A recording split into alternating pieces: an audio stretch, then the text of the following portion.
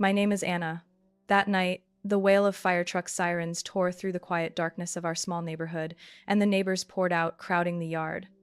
Right before their eyes, my son Ethan, a firefighter, smashed open our front door and froze at a sight no one could have imagined. His own father, my husband Robert, and my daughter-in-law Claire, stuck together, naked, screaming for help. I stood calmly on the porch across the street, coffee cup in hand, as if I had foreseen this ending all along. 40 years of marriage collapsed in a single moment of disgrace. If it were you, could you keep calm while watching the one you loved betray you with your own daughter-in-law? Tell me your thoughts in the comments. Don't forget to like and subscribe so I can finish telling this story, because what you've just heard is only the beginning. But perhaps before I explain why that night my entire neighborhood had to witness such unimaginable humiliation in my family, I need to go back so you understand that this didn't happen overnight. That betrayal had been paved long before, with cracks that grew wider and wider, like a roof rotting away while I kept pretending it was still strong. Robert and I had been married 35 years.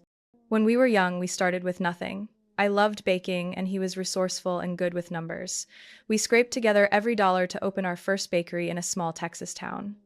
It became the place where everyone stopped by for warm morning bread or the sweet pastries I created myself. Those early years were hard. I woke at 4 a.m. to knead dough, and Robert drove around making deliveries. But when I saw our shop packed with customers, every sacrifice felt worth it. Robert used to be the man I believed would walk with me to the end. He often said, "Anna, we'll leave this bakery to our son. It will be our family's legacy." I trusted him completely because Ethan, our only child, grew up with the smell of flour and the laughter of customers. I thought that was a solid foundation for a whole life together. But time changes people. As the bakery grew, we opened 3 more shops. Robert no longer delivered bread. Instead, he was often away on business trips or meetings. While I still worked in the kitchen with flour on my apron and calluses on my hands, he began appearing in pressed suits, expensive cologne, and polished leather shoes. I told myself, maybe he just wants to look like a successful businessman. But deep down, the distance between us widened. Many nights, I sat at the kitchen table alone, waiting for the sound of a key turning in the lock. When Robert finally came home, a strange, strong perfume followed him inside. I asked, "You're home late. Was there something urgent at work?" He never looked straight into my eyes, only muttered, "Yeah, just meetings." "Don't worry about it." The way he tossed his coat carelessly on a chair, pulled off his tie with a sigh, as if the world weighed on him. It was familiar, but also foreign. I remember one winter night vividly. I was folding new tablecloths for the bakery when I caught a faint trace of women's perfume on his shirt. Sweet, heavy, unfamiliar. My hands trembled as I pressed the shirt to my chest. The next day, I sent it to the cleaners, but that scent clung to my memory for weeks. Then came the evening. I found a receipt in his wallet while clearing the table. An upscale San Antonio restaurant. Dinner for 2. A pricey bottle of wine, steak, and pasta. My heart stopped. That very night, he had told me he was in Dallas for a meeting with partners. Dallas is almost a 3-hour drive from home, while San Antonio was the city of his childhood stories, the place he always said he loved to revisit for memories. I told Ethan, but my son only shrugged. "Mom, Dad's always been like that." Maybe he just said the wrong city. I stayed quiet. Ethan was still too young, too trusting of his model father. I didn't want to crush that image for him. From then on, I started keeping notes. Every odd receipt I slipped into a leather notebook. Every unfamiliar perfume, I recorded the date and time. I didn't even know why, whether it was to gather proof or to convince myself I wasn't imagining things. One night, while Robert slept, his phone lit up on the table. I froze. He never used email, always saying technology was too complicated. But on that screen was a subject line that read, "You were incredible tonight, Dad." My chest tightened. Who called him Dad with such affection?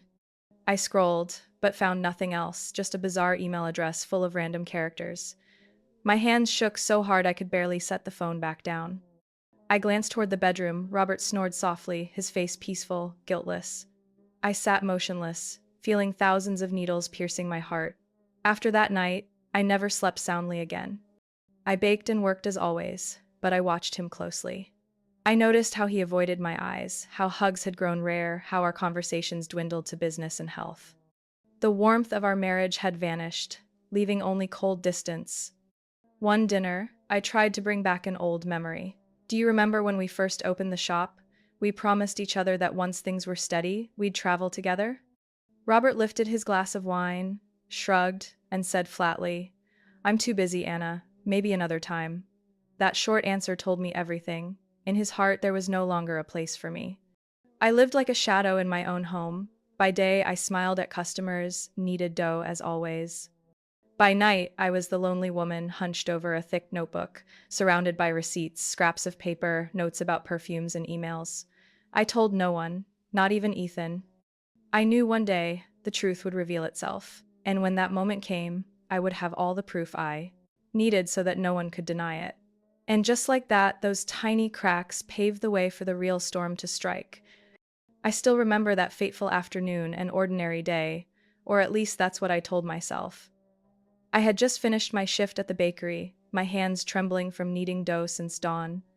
Robert said he had a meeting with partners and would be home late, so I decided to take his old SUV to the supermarket for more ingredients. The keys were on the table, I grabbed them without a second thought. But the moment I opened the car door, the smell inside stopped me cold. It wasn't the usual mix of gasoline and worn leather seats, but a sweet, heavy scent, the same kind of perfume I had once smelled on his shirt. I bit my lip, leaned down, and searched around the passenger seat, the cup holder, and the glove compartment. My fingers brushed against something round, smooth, plastic. When I pulled it out, my heart nearly stopped, a half-used tube of lubricant, the cap crusted with dried residue. I sat frozen in the driver's seat, hands trembling as I stared at what felt like undeniable proof of betrayal. In my mind, a brutal question screamed. If he had told me for years that age made him too tired, that he had no interest anymore, then who was this for? I put it back exactly where I'd found it, my hands gripping so tight the veins stood out. I was terrified I'd leave a trace, that Robert would somehow know I had uncovered his secret. I shut the glove box, breathing hard, sweat soaking through my blouse. And then I remembered that restaurant receipt tucked into my leather notebook. A spark of suspicion flared. Could that lavish dinner and this too be connected? That evening, Robert came home with a weary, forced smile. "I'm exhausted, such a long meeting, nothing but headaches." I kept silent, clearing the table. Out of the corner of my eye, I noticed his wallet left carelessly on the counter. When he went into the bathroom, I opened it and nearly collapsed. Inside was a hotel receipt from San Antonio, dated just recently, for a double room and overnight stay, paid with his credit card. That night, he had told me he was in Dallas. But the receipt proved San Antonio. San Antonio, the very place Claire, my daughter-in-law, so often claimed to have conferences for work. A chill swept down my spine. In my mind, the pieces began to fit together. The hotel, a bill for two, the perfume, the lubricant. My heart pounded as I thought of Claire, the young woman I had once treated like a daughter. I remembered weekends when we baked flan together in the kitchen, her bright smile as she called me Mom so sweetly. I had believed every bit of it was genuine. Now my head spun. Could it really be Claire? I shook the thought away, unwilling to accept it. Because if it was true, it would be a dagger through not only my heart, but Ethan's too, my only son, who trusted his father and his wife completely. Robert came out of the bathroom, hair damp, the mix of cologne and soap suffocating me. "Anna, what's wrong? You look pale." I pressed my lips together, sliding the receipt under a stack of freshly folded linens. "Nothing. I'm just tired." He nodded, unsuspecting, and stretched out on the bed, falling asleep within minutes. I stood there in the living room, watching him snore peacefully as if he had never done a thing wrong. In the dim light, I realized I had already lost the man who was once my greatest support. That night, I opened my leather notebook and glued the hotel receipt next to the restaurant one. On those pages, my shaky handwriting grew denser. Strange perfume on his shirt, the odd email, the steakhouse bill, the hotel receipt, the tube in his car. I sat awake until dawn, staring at the mounting evidence. A wife's instinct, especially after 35 years together, does not lie. Robert had another woman. And now, the shadow of Claire loomed in my mind. A secret too terrible to speak aloud. The next morning, when Ethan stopped by the bakery to pick up fresh loaves for the fire station, my chest tightened. I wanted to tell him everything, but the words stuck in my throat. All I managed was a small question. Son, has Claire been going to San Antonio a lot lately? Ethan grinned, utterly oblivious to the tension in my eyes. Yeah, her company has lots of conferences there. You know how good she is, Mom. They always choose her to represent them. I'm proud of her.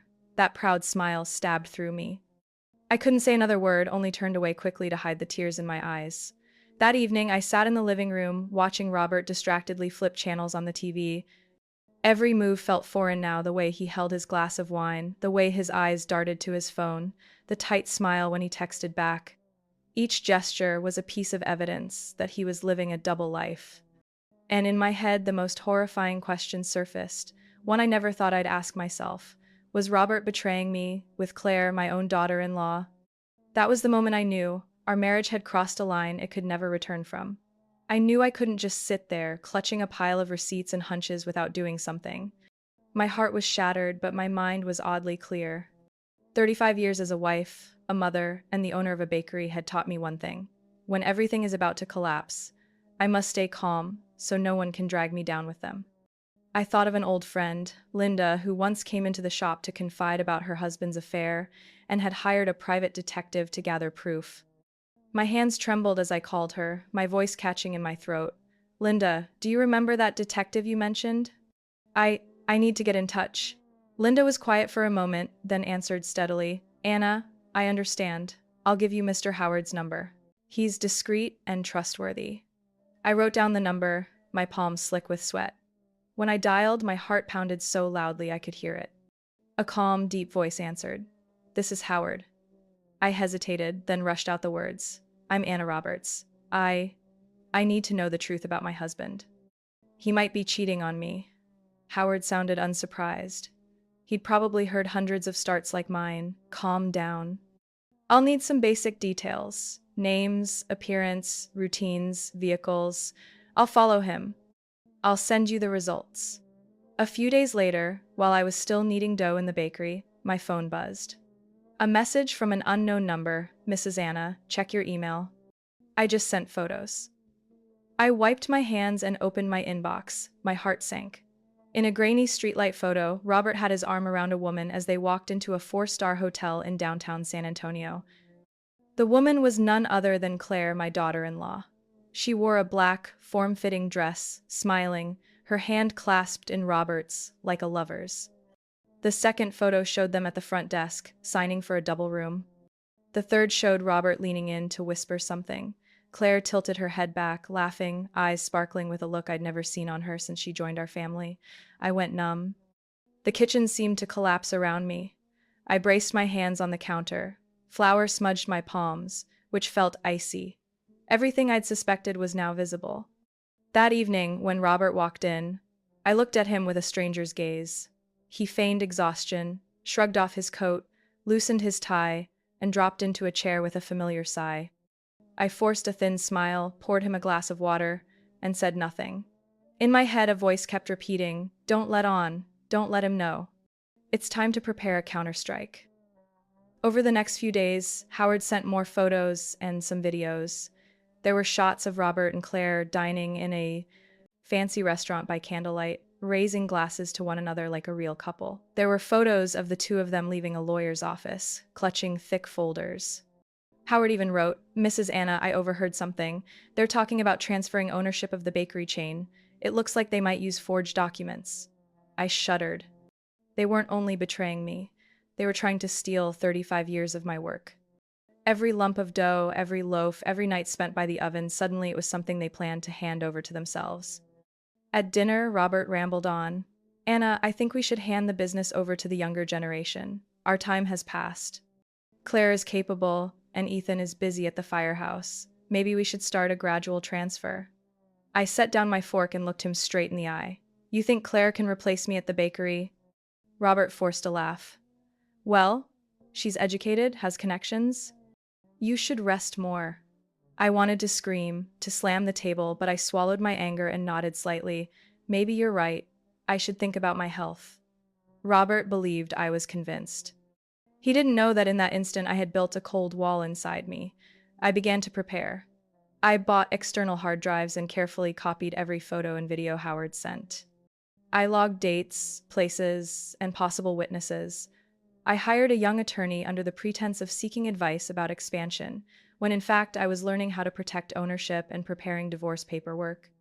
At the bakery, I still smiled at customers and taught the young bakers how to whip eggs to stiff peaks. Inside, though, I had become someone else, an Anna who was alert, steel-willed, ready to turn betrayal into a weapon against the betrayers. One evening, Claire came by, hugging Ethan and calling sweetly, "Mom, I made lasagna for everyone." I smiled outwardly, but inside, there was only bitterness. I noticed Robert glance at Claire in a way only I, who had once received all of his looks, could recognize. Ethan sat oblivious, laughing, telling stories about the firehouse. I listened to Claire's false laughter and silently vowed, "Soon everything will be clear. And when the truth is laid bare, no one will be able to deny it." I knew I was entering a battle where my enemies were my husband and my daughter-in-law, but I had no other choice. One evening, while I was checking a fresh batch out of the oven at the shop, my phone buzzed. A text from Howard flashed on the screen. "Mrs. Anna, I recorded something very important. Listen as soon as you can." My chest sank. I wiped my hands, sat at the old wooden corner table, put in my earbuds, and pressed play. Claire's voice came first, so icy it made me shiver. "That stupid old hag trusts you blindly. As soon as you sign these papers, the entire bakery chain will be ours. I want everything to move fast. Do you understand, Robert?" In my ears, I could hear Robert's breath, low, heavy, hesitant. "Claire, are you sure? If we get caught—" Claire cut him off, her tone harsh and biting. "Don't be weak. She doesn't know a thing. All her life, she's just kneaded dough and sold pastries. Your name is on so many documents, just slip a few things past her and it's done. I'm not waiting until she dies to own it. I want everything right now." I sat there, numb. My ears rang, my chest felt squeezed like a vice. Betrayal in love was already a knife, but this scheme was even crueler. They wanted to take everything I had built with blood, sweat, and tears over decades. I kept listening, each word cutting like a blade. Robert lowered his voice. "I'll handle it. Anna trusts me completely. You just need to be patient." Claire scoffed, her laugh sour and arrogant. "Trusts you? She's blind with it. It's like she handed us the knife. Herself." I stopped the recording, my hands shaking so badly I nearly dropped the phone. The air in the bakery felt so stifling I could hardly breathe. I looked around the pastries, still warm and fragrant, the trays of golden flan ready for pickup. Things I'd always taken pride in suddenly seemed fragile, breakable. That night at home, I watched Robert in his chair, eyes calmly fixed on the financial news, mumbling about stocks. The same man who once promised to walk beside me to the end of life was calculating how to strip me of everything. I clenched my jaw so I wouldn't cry. A decision began to take shape in my mind. I wouldn't sit here as a weak woman waiting to be robbed. If they wanted to destroy me, I would make them pay twice over. I opened a drawer and took out my leather notebook, the place I kept all the evidence. I ran my fingers over each receipt, each photo, now with the audio file added. The shaky lines I had written had become a thick dossier. I knew it was time to turn it into a weapon. The next day I met Howard at a small cafe on the outskirts of town. He sat across from me, an old notebook on the table, eyes seasoned but sharp. I handed him a USB drive, my voice hoarse. "Keep another copy. I'm afraid that if anything happens to me, this evidence will still exist." Howard nodded without asking anything more. He knew exactly what I was facing. From that day on, I began to build a two-layer plan for revenge. One for the heart ruin Robert and Claire's reputation, so the whole world would see their true faces. The other for the mind, protect and expose the plot to seize my assets. At home, I kept a calm facade as if nothing had happened. Robert thought I suspected nothing and casually brought up, gradually transferring responsibilities. Claire still came by to help at the shop, wearing that fake smile and calling me Mom in a syrupy voice in front of Ethan. One afternoon, Claire handed me a stack of invoices to help with the store's expansion. I accepted them and thanked her, but when she turned away, I quietly slipped one sheet from the middle and tucked it into a separate drawer. It had the name of a law office in San Antonio printed clearly across the top. I narrowed my eyes, my heart tightening. They were moving forward, step by step. That evening when Ethan came by, I served a simple dinner, pot roast and fresh bread. He talked about work as he ate, eyes shining as he recounted a successful rescue. Claire sat beside him, her hand wrapped around my son's, so tender that for a second I almost forgot what I knew. Robert sat at the head of the table, nodding now and then like any ordinary husband and father. I looked at the three of them, my heart twisting.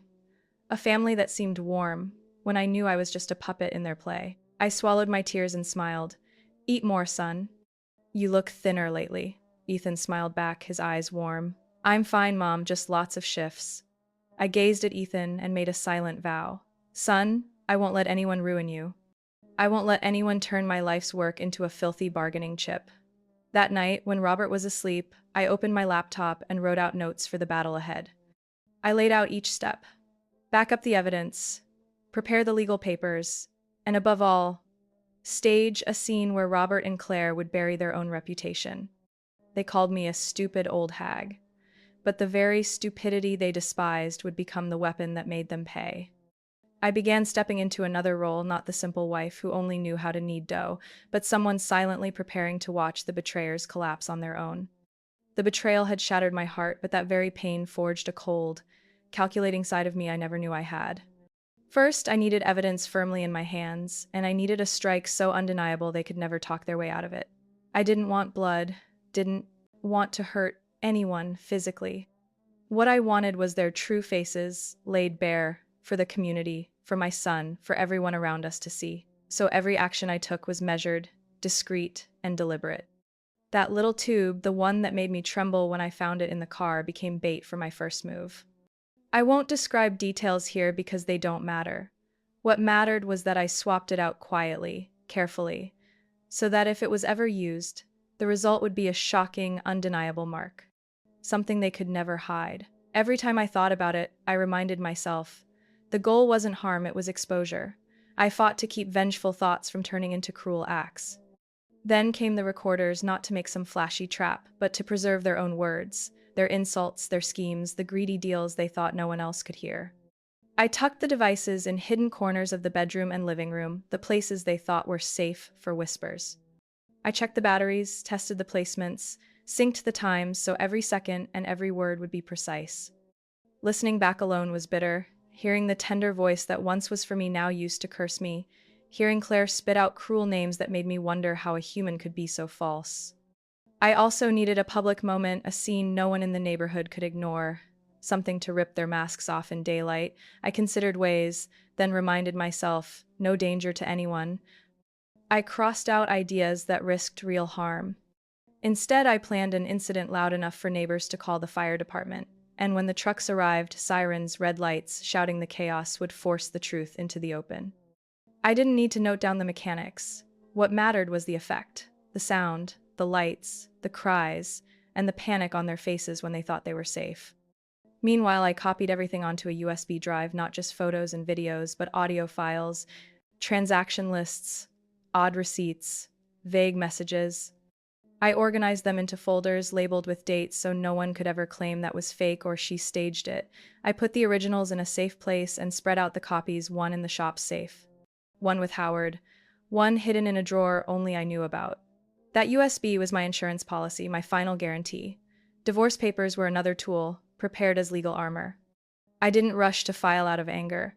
I carefully drafted them, clauses, asset lists, everything needed to protect the bakery I'd built with my own hands. I consulted a lawyer, masking it as business expansion advice, asking about ownership rights, family trademarks. He nodded at my questions, unaware he was arming me for survival. Knowing I had those papers ready gave me peace. At least I had a shield if it all came crashing down. Through those days, I acted normal with Robert, kept the shop running, smiled at customers as if life were smooth. Sometimes he'd ask, "Why do you look so tired lately?"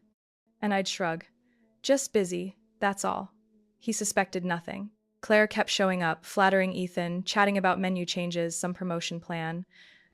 They were good actors too, good convincing everyone around us that we were a perfect family.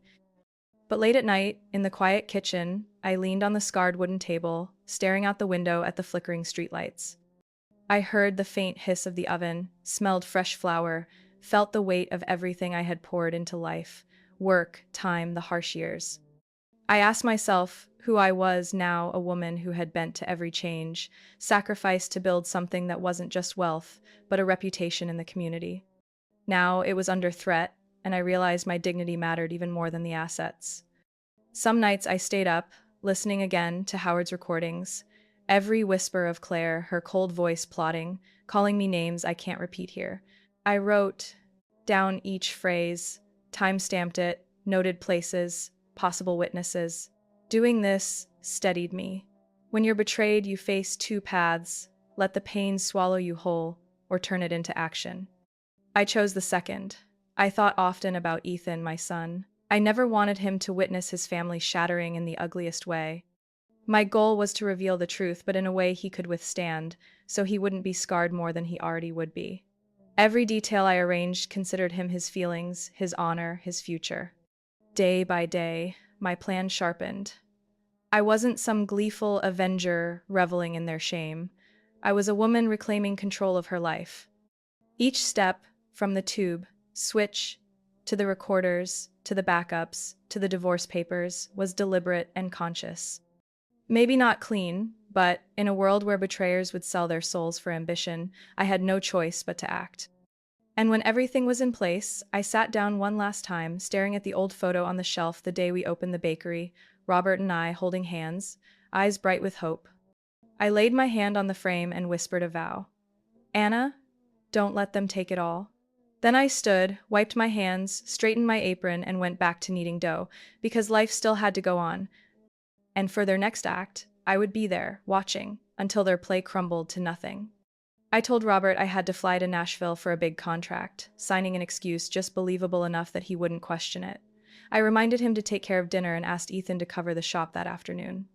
Robert nodded, his eyes flashing with relief, as if he was glad I was finally handing over responsibilities. He drove off toward the airport with a light smile. I watched his car disappear down the street, then calmly packed my bag, as though I truly were going on a business trip. A light jacket, a few changes of clothes, and, tucked inside, the phone synced to the recording devices hidden in our home. On the way to Mrs. Henderson's. My heart pounded like a drum. Mrs. Henderson, a kind widow, gentle-eyed and always curious about neighborhood news, had agreed to help in small ways, lending me a seat on her porch, a pot of tea to keep things casual, and most importantly, a vantage point from her window where I could watch my house without arousing suspicion. She didn't know details, only that I needed a safe place to sit for a few hours. Facing her across the table, I kept my expression calm, sipping tea, asking about her garden, about the neighbors. In my hand was a tiny earpiece wired to Howard's receiver. Every sound, footsteps, whispers, even faint breaths, fed straight into my ears like sharp needles. I forced myself to appear at ease, though every nerve inside me stretched tight. Night fell quickly. The street grew still, lit only by yellow lamps and the faint hum of cicadas. I checked my watch. It was the exact hour. Claire usually arrived, always late, hoping no one would see. Mrs. Henderson leaned toward me and whispered, Anna, dear, you look pale. Are you feeling unwell? I smiled softly. Just tired, Mrs. Henderson, too much work. She tilted her head, studying me, then returned to her photo frames. Her quiet presence comforted me more than I expected. Then, the crunch of tires. A taxi stopped in front of my house. My throat tightened. Through the earpiece came the scrape of a key in the lock, footsteps climbing the stairs, hurried whispers. Claire's voice floated in, confident, brazen. Darling, I came earlier than I thought. Robert's voice answered, warm and low. Really? Come in. Hearing them together was like shards of glass piercing my ears, once tender tones, now poisoned with deceit. I glanced out the window, catching faint silhouettes through the curtains of my house. Robert leaning close, Claire's hand smoothing his shirt. Once upon a time, that touch was mine. Through the device I heard their laughter, hushed movements, doors closing the intimate rhythm of a secret they thought hidden. My pulse hammered. I steadied myself. Tonight was not about rage. It was about revelation. I had prepared a signal not to harm, but to spark an incident neighbors couldn't ignore. Enough to summon firefighters, enough to bring the entire community running. I won't describe the mechanics, what mattered was the moment. Smoke, noise, confusion, forcing their private sin into the open. Then it began. The faint hiss, the subtle scent of smoke carried through my earpiece. My hand pressed the small trigger, a final note in a symphony of deceit. A wisp became a cloud, thicker by the second. Claire shrieked, panicked. Robert shouted, stumbling. Their chaos crackled in my ears like broken glass. Mrs. Henderson gasped, rushing to the porch. Oh, heavens, do you see that smoke? Feigning alarm, I answered with trembling breath. Oh no, I think it's my house. Call the fire department quickly. Her cries rang out, neighbors poured into the street, flashlights flickering like fireflies. Within minutes, sirens wailed, red lights flashing against the houses, my carefully orchestrated crescendo. Then came the crash of my front door, boots pounding, shouts filling the air. Through the recording came the frantic, humiliating cry. We can't get apart. Claire screamed, her voice cracked with terror. Robert's strangled groan followed. And then Ethan, my son, standing among his fellow firefighters, his uniform gleaming in the red strobe of the engines.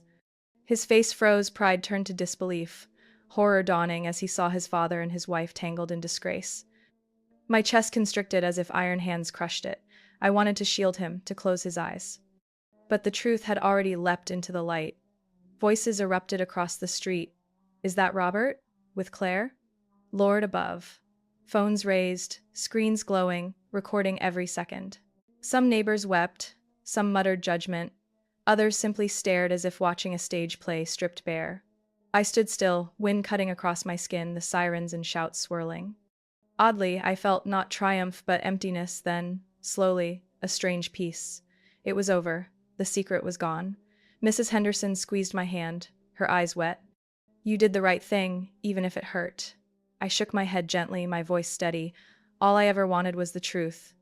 Only the truth can save my son. That night, as Ethan faced the wreckage of his father and his wife, as neighbors murmured and the recordings I held began to bear witness, I knew my life had changed forever. Yet one certainty burned within me. From this moment on, every step I took would be to protect what truly mattered, my son, our bakery, and the woman I still was, despite all they tried to take. The piercing wail of fire truck sirens shattered the quiet of our little street. Red lights flashed across windows and lit up the anxious faces of neighbors crowding the sidewalks, whispering, uncertain but eager. I stood on Mrs. Henderson's porch, clutching a cold cup of coffee, my eyes fixed on the scene unfolding before me. Ethan, my son, was the first to leap from the truck. In his yellow and brown uniform, helmet strap still loose, he looked strong, yet his eyes betrayed tension. My heart clenched. He didn't know that tonight, beyond a rescue mission, he would face the most brutal sight of his life. Everyone get ready! Smoke's coming from the first floor! Ethan barked, voice sharp and commanding. His team rushed in behind him with hoses, axes, and masks. In seconds, the wooden door of my house was smashed apart, the crack echoing like the shattering of a family. Splinters scattered across the porch, fragments of a life broken open. I heard heavy boots pounding inside, furniture knocked over, orders shouted. Then, suddenly, silence so swift it chilled my blood. Oh my God, a firefighter's voice broke the hush. What in the hell? Another muttered, trembling. Through my earpiece, the chaos from the bedroom spilled into me. Claire sobbing, desperate, Robert growling in despair. Ethan, let me explain. Robert's voice rasped, cracking apart. No, don't look, Ethan. Claire screamed, thrashing helplessly. Ethan froze like stone. In the doorway's glow, I saw him lit by his colleagues' flashlights, eyes wide, red-rimmed, body trembling. Time seemed to freeze around him. On the bed lay Robert and Claire, my husband and my daughter-in-law, entangled, stuck together, unable to pull apart. The sheets tangled on the floor, useless to hide their shame. Their bodies slick with sweat, faces twisted in pain and humiliation. Robert tugged helplessly, while Claire's scream tore through the air. Stop, Robert, it hurts. Dear God, what's happening to us? The firefighters recoiled, some choking back laughter that died instantly when Ethan spun around, roaring. Silence, everyone shut up. His eyes burned not just from smoke, but from betrayal. His men dropped their gazes, ashamed. But outside, the neighbors' whispers swelled. What's going on? They're stuck together. That's Robert. And is that Claire, Ethan's wife? Phones lifted high, flashes gleaming, video recording every second. Cruel words cut through the night like knives. Shameful. A father-in-law and his daughter-in-law, never heard of such a thing. Poor Ethan. Poor Anna. I stood among them, face calm, though inside me pain, rage, and an odd relief tangled. At last, the truth was out, not hidden in secret files, not buried in my suspicions, but exposed before the whole community that once saw us as the perfect family.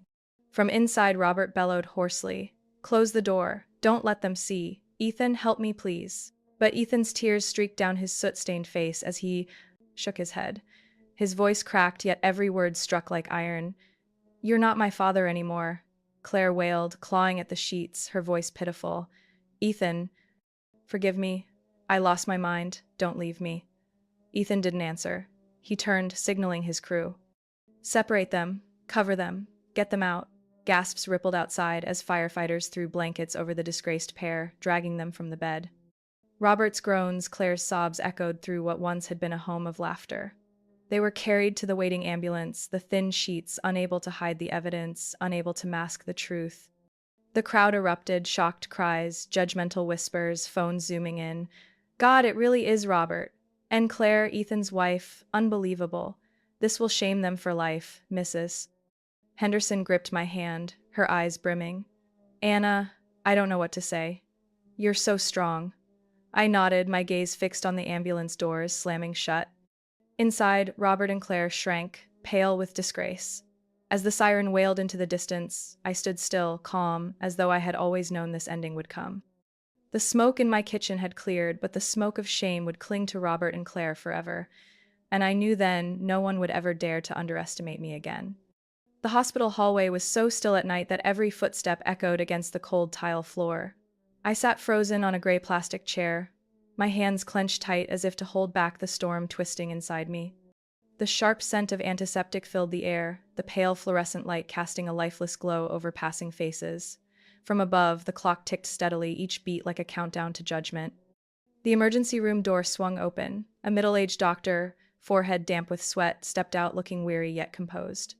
His eyes found mine, and he gave a small nod. "Mrs. Roberts, we've separated them. Fortunately, it's only skin injuries, nothing life-threatening. They'll need rest and ointments for a few weeks." I drew in a deep breath, nodding my thanks. His words, delivered with professional calm, felt like the curtain closing on the strangest case of his career, yet to me they sealed a tragedy long in the making. I rose, straightened my coat, and followed a nurse into the patient room. In my hand was a leather bag holding more than personal items. A signed divorce packet, a USB with all the evidence, and copies of receipts, photos, and recordings. Every piece placed carefully, each one a chess move I had prepared for months. The room smelled sharply of disinfectant. Robert lay on the left bed, pale-faced, pride still etched around his jaw despite exhaustion. On the right, Claire sprawled, her hair tangled, mascara streaked down her cheeks, eyes red and swollen. The space between them felt like a canyon, unbridgeable. Ethan stood near the window, his back to them, fists clenched, shoulders trembling. My son carried a wound deeper than any I could measure. I walked to the chair between the beds, sat, and placed my bag on the table. Without preamble, I drew out each item, laying them neatly. Before Robert, I set the divorce papers. Before Claire, I spread photos from the hotel, restaurant receipts, and finally the sleek black USB. The air thickened, pressing against us. My pulse thundered, yet my voice came calm, steady. "These are the proofs. Photos, videos, recordings, even the forged transfer papers you planned. And this," I pushed the divorce packet toward Robert, "this ends 35 years of marriage. It ends here." Claire burst into sobs, harsh and loud in the sterile room. She turned to Ethan, pleading through tears. "Ethan, I'm sorry. I lost my mind. Please forgive me. I love you. I truly love you." Ethan's fist tightened, his shoulders quivered, but he didn't turn. In the window's reflection, I saw his face dry-eyed, burning with fury and grief. Then he walked away, heavy steps echoing, leaving without a word. The door shut, and Claire's cries echoed after him, hollow and desperate. Robert pushed himself upright, his face contorted, his voice raw. "Anna, listen to me. I was wrong. It's my fault. But believe me, I raised my hand, slicing through his plea. My tone steel cold. "Enough, Robert. I've heard enough for 35 years. You had endless chances to make things right. You chose betrayal." He bowed his head, hands shaking as they clawed at the sheets. For the first time, I saw weakness in the man I once leaned on, but pity no longer lived in me. Claire's sobs rose, her fingers clutching at the blanket as if to anchor herself. "Mrs. Anna, I was wrong. but please don't destroy everything. Don't let Ethan leave me. I can't live without him." I stared straight at her, voice calm but razor sharp. "Claire, you destroyed everything long ago." "Not me." The silence was heavy, broken only by her wailing and Robert's ragged breathing. I gathered my papers back into the bag, leaving only the divorce packet and USB on the table. Before walking out, I spoke with finality. "Sign it. Then stay out of my life. And my son's." I opened the door and stepped into the corridor, leaving behind the stench of medicine, tears, and disgrace. In the hallway, I found Ethan leaning against the wall, head bowed, his hand covering his face. I touched his shoulder. He shuddered, then suddenly clung to me, sobbing like a boy again. "Mom, I'm sorry. I never thought." His voice broke apart. I held him close, steady, and whispered with quiet resolve. "This isn't your fault. You've done all you could. Now it's time we begin again from what's still whole." And there, under the harsh hospital lights, I knew everything had changed. The old family was gone. But Ethan and I, we still had each other. And that was enough to rise. From the ashes, after that night's scandal, the story spread faster than I ever imagined. Just hours after the ambulance left our street, a teenager's shaky phone video appeared online. At first, it circulated only in small local groups, but like fire on dry grass, it spread everywhere. Headlines dripped with mockery. "Father-in-law and daughter-in-law, Texas's most disgraceful play." "A model family collapses in one night." Robert and Claire became laughingstocks. Whispers followed them everywhere, stifled chuckles, contemptuous stares. Once seen as a successful man in town, Robert was now called the dumbest betrayer in Texas. Claire, meanwhile, lived in the shadow of humiliation, scrubbed from women's clubs, struck off invite lists, met only with cold silence. As for me, I stayed quiet. I didn't explain. I didn't defend. The evidence spoke for me. I simply kept working, wiping flour from my apron, greeting each customer with a smile. Strangely, the community rallied behind me. People flocked to the bakery not just for bread but to show support. Mrs. Peterson, a longtime customer, squeezed my hand, her eyes wet. "Anna, you're brave. Everyone knows who truly held the family's worth. We'll always stand with you." Her words didn't erase the wound in my chest, but they reminded me I wasn't alone. Ethan moved back in with me, the house quieter, without arguments and lies. At first, he was silent, sitting at breakfast with coffee cooling before him, eyes distant. I knew the image of that night would haunt him, his father and his wife caught in betrayal. One morning, I laid a hand on his shoulder. "Ethan, you don't have to be strong right away. If it hurts, let it hurt. But remember, you never carry it alone." His eyes brimmed red, and he nodded. From then, he spoke more, joining me in plans for the bakery. We decided to renovate. Ethan handled design, I worked on recipes. One evening, as we polished the glass case, Ethan said, "Mom, I want to try sugar-free pastries for diabetics. My firehouse buddies love your baking, but some can't eat it." I smiled. "That's a good idea. Try it, I believe in your hands." Day by day, the bakery not only survived, but thrived. New customers came, local news covered us as the bakery that stood strong after betrayal. People praised my resilience, but I knew my strength came from Ethan's quiet presence. I also carved time for myself, something 35 years of marriage had denied me. I joined the women's church group, where wives and mothers shared their lives. The first time I spoke, my voice shook, my hands cold. But as I saw eyes filled with empathy, I realized retelling wasn't reopening wounds, it was release. Afterward, a frail, silver-haired woman took my hand. "Anna, they may take your youth, your peace, but no one can take your dignity." Her words etched deep, a reminder. On Sundays, I sat in church, sunlight streaming through stained glass. I prayed not for Robert or Claire, but for Ethan, that he'd find laughter again. And for myself, that I wouldn't lose my own soul after years of sacrifice. Evenings ended with simple meals, roast chicken, salad, a small glass of wine. Ethan sometimes smiled, telling firehouse stories, rescue calls. The sadness in his eyes lingered, but I knew my son was healing. One night, he looked up, voice steady. "Mom, I promise you'll never be alone again. I'll stand by you, protect this bakery, protect our real family." Tears rose, but warmth filled my heart. The town soon forgot Robert and Claire. They hid from public, meeting only contempt and whispers. Meanwhile, Ethan and I walked through the market, through the park, greeted with nods and respect. People no longer tied my name to Robert, they simply said, Anna the baker. Standing in my kitchen, sweet with the scent of fresh bread, I realized I was no longer the weak, betrayed wife. I was Anna, the woman who rose from ashes, rebuilding her life. They may have stolen my love, my family, but they could never steal my will or my honor. I lifted my head high, smiled at a customer, and whispered inside, I am Anna. And I still stand. My dear friends, by now I know you must feel something sorrow, anger, maybe even relief that truth has come to light. If it were you, would you forgive or cut ties to keep your dignity? Share your thoughts in the comments. Your honest words mean more than you know. For me, after all, what remains is not revenge but a lesson in inner strength. They may take love, but they cannot take will or honor. That's what helped Ethan and me rise and rebuild. If this story touched you, don't forget to follow the channel to stay with me through more everyday stories where every family faces trials, choices, and sometimes miracles of rebirth. I'll see you in the next one, filled with truths about family, faith, and resilience.